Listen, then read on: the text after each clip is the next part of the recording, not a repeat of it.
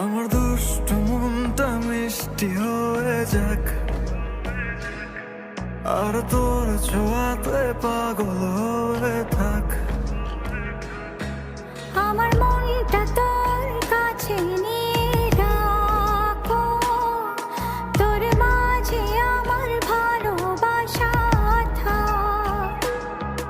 যদি জানতে চাস ভালোবাসার মানেটা কি, তবে পাশে এসে হাতটা ধরে থাকিস কাছাকাছি। এমন তো আমি তো তোকে ভেবে